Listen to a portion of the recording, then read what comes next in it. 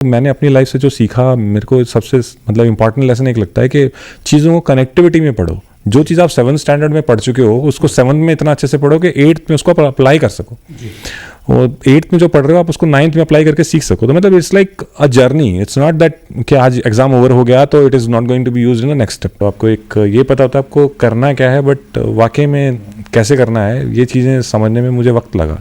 और ये मैंने होली चाइल्ड से मतलब काफ़ी कुछ सीखा है। मतलब मेरे टीचर्स का बड़ा रोल रहा है। हमारे टाइम में इंफॉर्मेशन की बहुत कमी होती थी, like there was a dearth of information. मतलब आपको क्या करना है, क्या बनना है, क्यों बनना है और क्या बनने के लिए वो करना पड़ेगा, वो सब नहीं होता था। कहीं ना कहीं इसरो का जो मैं बोलूँ कि एसेंस था ना, वो मेरे अपने पर्टिकुलर आउटलुक से मैच करता था। तो कि हाँ ठीक है, मुझे कुछ टेक्निकल पढ़ना और करना पसंद है। I take things as a challenge. It doesn't matter for me being an mechanical engineer, this is मतलब एक स्टीरियोटाइप होता है ना किसी का, मेरा नहीं था।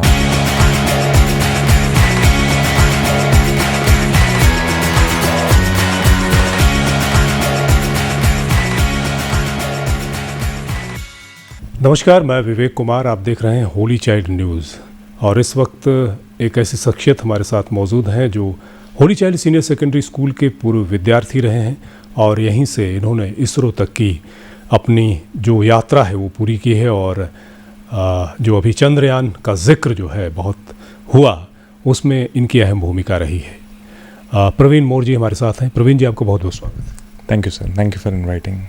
सबसे पहले तमाम जो ख़ासतौर से विद्यार्थी स्टूडेंट्स हमारे जो है वो पहले तो आपसे मुखातिब हो ही चुके हैं वीडियो के माध्यम से।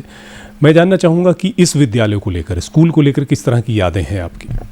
मेरा एक्चुअली बहुत पॉजिटिव एक्सपीरियंस रहा है सर स्कूल के लिए। मैं I was like in English term if you call I was kind of a bad Apple. I have bean shaped and may be जो आज हूँ मैं, शायद उसका फाउंडेशन यहाँ से पड़ा है। देयर वाज अ टाइम मुझे सच में मतलब ये रियलाइजेशन नहीं था कि चीज़ें कैसे पकड़नी है और कैसे पढ़नी है। And during that time this school has played a very important role. चीज़ों को समझना, कैसे देखना है, may be the kind of exposure I got with my friends. चीज़ें कैसे मतलब होता है ना, मतलब आपको एक ये पता होता है आपको करना क्या है, बट वाकई में कैसे करना है ये चीज़ें समझने में मुझे वक्त लगा।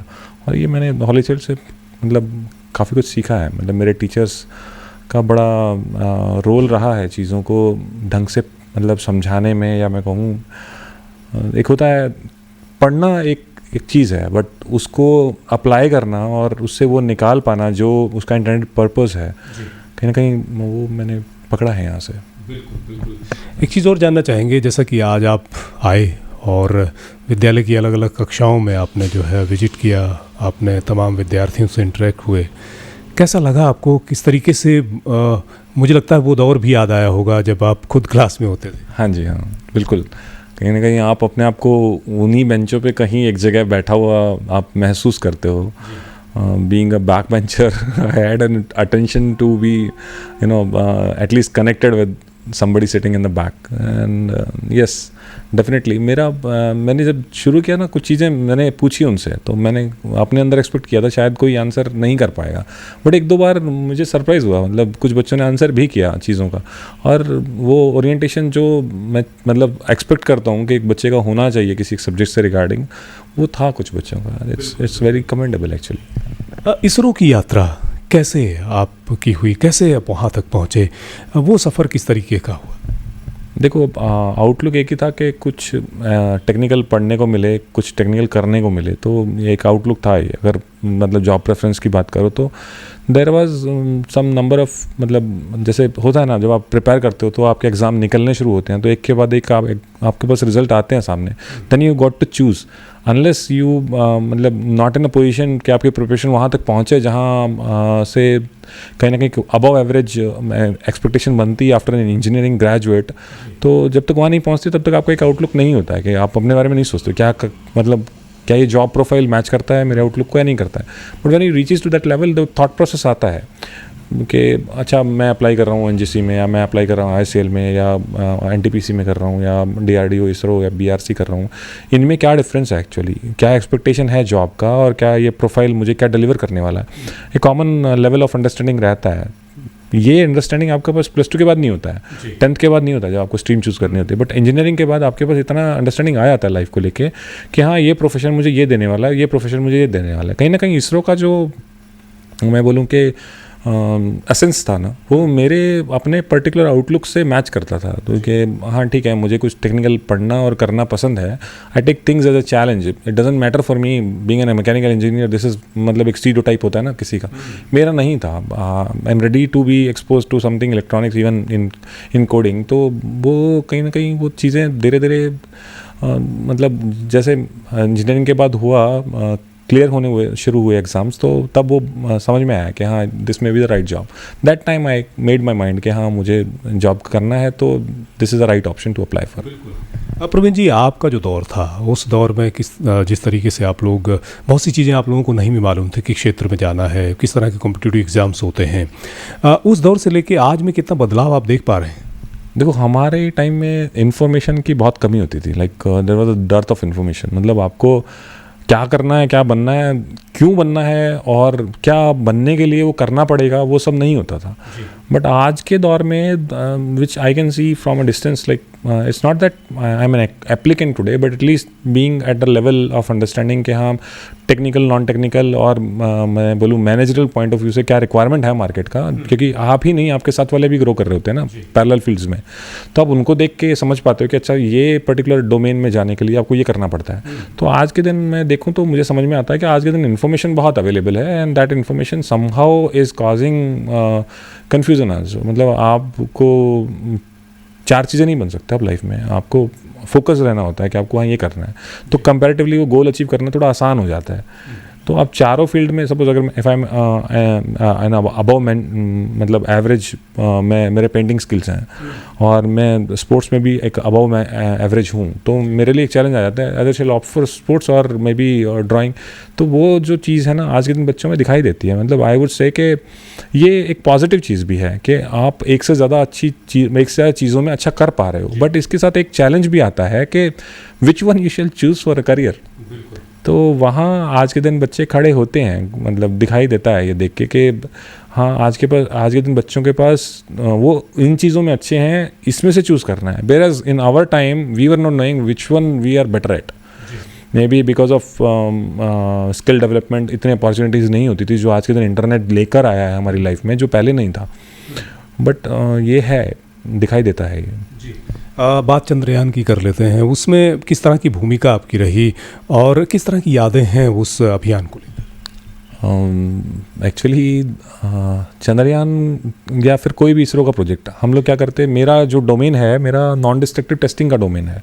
मतलब बिना तोड़े किसी चीज़ को टेस्ट करके क्वालिफाई करना, एक कॉन्फिडेंस लेवल मैनेजमेंट को रेसिप्रोकेट करना कि या this component is worthy enough to fly. We have been given some standards जिनमें से आप स्टडी करते हो क्या है ये स्टैंडर्ड जो है, या मैं बोलूँ कि ये रिक्वायरमेंट जो है ये फुलफिल होती है इस क्योंकि कोई भी प्रोडक्ट जो होता है वो डिफेक्ट फ्री नहीं होता है। It's like human being. Nobody is defect free. Everybody is having a defect. But those people, those who are even with the matlab some kind of lacuna or maybe some minor things, but they may be fit for a certain job. But doesn't mean that कि कोई idealistic choice रहता है कि 100% perfect, कुछ ऐसे components में भी होता है 100% परफेक्ट नाम की कोई चीज़ नहीं होती। But keeping everything in context, this may perform to the extent of expectation of the mission, that component shall fly and other component shall be kept apart for somewhat maybe lesser what do you say stress exposures missions or something like that. Chandrayaan was like one of the missions in which there was no stone left unturned, जिसमें आपको component जो है deliver करना है और वो component that shall perform to the extent of expectation. तो इसीलिए ये एक स्पेशल रिक्वायरमेंट था इसरो का भी कि जिसमें चाहे प्रोपल्शन सिस्टम है, हर कोई चंद्रयान 2 से सीख चुका था कि you shall not leave any scope of, मतलब होता है ना, मतलब मिस्टेक या पॉसिबिलिटी ऑफ इवन मिस्टेक। हमारे यहाँ बोलते हैं ना जैसे probability is a term which is being used in engineering and even with the scientific background people, probability of achieving something and probability of performance. So that probability of performance is being enhanced with the help of a testing. So testing means आप बिना तोड़े किसी चीज़ को check करके बताओगे कि हाँ ये डिलीवर करेगा इस तरह का, मतलब एनवायरनमेंट में जब आप इसको काम में लेके आओगे तो दिस इस component is going to perform without failing. तो वो कॉन्फिडेंस कहीं ना कहीं मेरा डोमेन जो है नॉन डिस्ट्रक्टिव टेस्टिंग का वो देता है. मेरे पास एक्सरे का लेवल 2 सर्टिफिकेशन है BRC का, which I qualified in 2011. I got that certification. Then maybe 2013 I got for UT for level 2. So ultrasonic testing and X-ray radiography is one of the prime way of testing in the terms of non-destructive testing. Whereas in routine we used to do fluorescent penetrant testing, dye penetrant testing. All these things are being done. So that is what my forte is. So basically I used to test components without breaking them and give confidence to the management that okay, this is going to perform as per the expectations. जी बिल्कुल. प्रवीण जी, तमाम technical चीज़ों के साथ आपका वास्ता होता है और आप बहुत समय उनके साथ स्पेंड करते हैं. बात अगर मनोरंजन की करूं तो वो किस तरीके से आपका होता है? क्या खेल या संगीत?